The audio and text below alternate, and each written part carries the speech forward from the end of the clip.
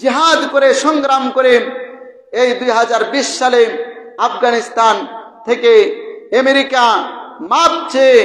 দেখেছেন ইতিহাস, হেলিকপ্টারে লটকে লটকে পর্যন্ত তার সেনাবাহিনীরা আমেরিকায় পালিয়েছে।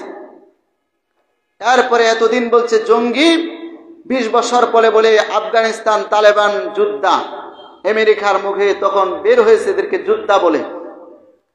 ঠিক তদ্রূপ পৃথিবীর ইতিহাসে ইসলামকে নিষ্পেষিত করার জন্য, কোরআনকে নিষ্পেষিত করার জন্য, কোরআনকে মুছে দেওয়ার জন্য একদল তাগুত যাদেরকে বলা হয়, কাফের যাদেরকে বলা হয়, নাস্তিক যাদেরকে বলা হয়, ইসলামের দুশ্মনেরা, সেই দুর্বিসন্ধি, সেই আবু জাহেল, উতবা, সাইবার, সেই চক্রান্তের তাদের প্রেতাত্মাগণ যুগে যুগে চেষ্টা করে যাবে ইসলামকে নিভিয়ে দেওয়ার জন্য। কিন্তু আল্লাহ পাকের ফায়সালা, ইউরিদুনা লিউতফিউ নূরাল্লাহি বিআফওয়াহিহিম আল্লাহু ইউতিম্মু নূরিহি ওয়ালাউ কারিহাল কাফিরুন। সকল তাগুত, কাফের, কুফরি শক্তি মিলে ইসলামকে ফু দিয়ে শেষ করে দিতে চাইবে। মুসলমানদের আর কি শক্তি আছে?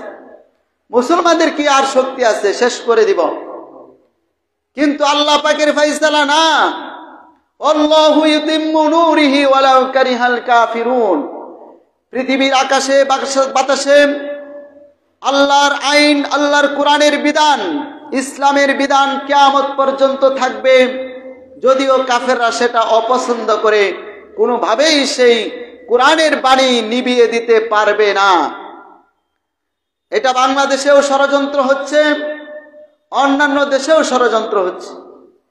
কোরআনের আইন, ইসলামের আইন চালু হোক, এইটা চায় না। কারা চায় না? এরা হলো মুনাফিক। ইন্নাল মুনাফিকিনা ফিদ দারকিল আসফালি মিনান নার। আল্লাহ সুবহানাহু ওয়া তাআলা স্পষ্ট ভাবে বলে দিয়েছেন, যারা মুখে বলে একটা, অন্তরে আরেকটা, এরা হলো মানুষরূপী শয়তান। এদেরকে কোরআনের ভাষায় বলা হয় মুনাফিক। ইযা খালাউ ইলা শায়াতিনহিম ক্বালু ইন্নামা মাআকুম। যখন ওই মুনাফিক দলেরা, যখন তাদের শয়তান মানে এখানে মানুষদেরকে শয়তান রূপে আল্লাহ পাক ঘোষণা করেছেন। কোরআনের মধ্যে স্পষ্ট আছে, কোরআনে পাকের মধ্যে স্পষ্ট আছে। কোরআনুল